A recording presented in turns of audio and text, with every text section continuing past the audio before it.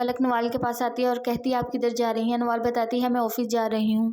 فلک کہتی ہے آپ آفس نہیں جائیں گی، آپ اپنی ساری رقم اس کے بزنس سے نکال لیں گی۔ اب میں کہہ رہی ہوں نا، میرے کہنے پر ہی تو وہاں پر آپ نے انویسٹ کیا ہے۔ نوال نہیں مانتی۔ فلک کہتی ہے ماما نوال نے اپنا وہ پلاٹ بیچ دیا، آپ کو بتایا تک نہیں، اور کبیر کی کمپنی میں انویسٹ کر دیا ہے۔ نوال کی ماں بہت غصے میں آ جاتی ہے، نوال سے پوچھتی ہے، نوال کہتی ہے کہ یہ سب کچھ میں نے فلک کے کہنے پر ہی کیا تھا، فلک کہتی تھی میری بیٹی کا فیوچر ہے۔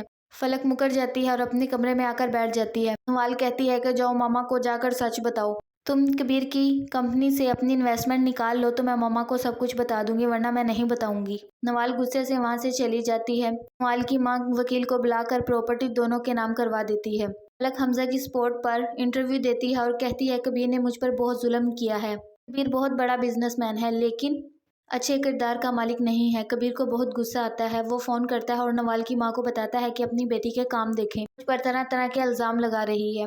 فلک کی ماں فلک کو کال کرتی ہے، فلک کال اٹینڈ نہیں کرتی۔ فلک یہ تم کیا کر کر آ رہی ہو؟ جھوٹے الزام لگا کر آئی ہو اس پر، اور حمزہ مجھے تم سے یہ امید نہیں تھی تم اس کا ساتھ دو گے۔ حمزہ کہتا ہے تمہیں کیا تکلیف ہے؟ جب وہ فلک کے ساتھ اتنا برا کر سکتے ہیں تو ہم کیوں نہیں کر سکتے؟ حمزہ نوال سے ناراض ہو کر چلا جاتا ہے اور فلک بھی غصہ ہو کر اوپر چلی جاتی ہے۔ کبیر حمزہ کے آفس جاتا ہے اور کہتا ہے کہ مجھے اب پتہ چلا فلک کو سپورٹ تم کر رہے تھے، تم تو کہتے تھے کہ بزنس میں عورتوں کو شامل نہیں کرنا، گھر اور بزنس کو الگ رکھیں گے، اب تمہیں ڈوب کر مر جانا چاہیے۔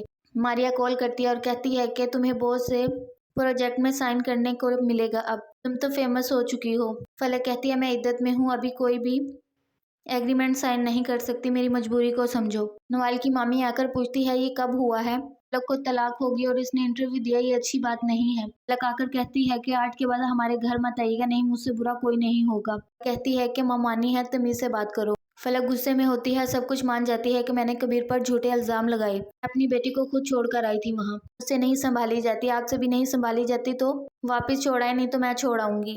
فلک کی ماں کو یہ باتیں سن کر صدمہ لگتا ہے اور وہ بے ہوش ہو جاتی ہیں۔ انہیں ہاسپٹل لے کر جاتے ہیں، ڈاکٹر بتاتے ہیں کہ ان کی طبیعت بہت زیادہ خراب ہے، سٹریس سے دور رکھا جائے۔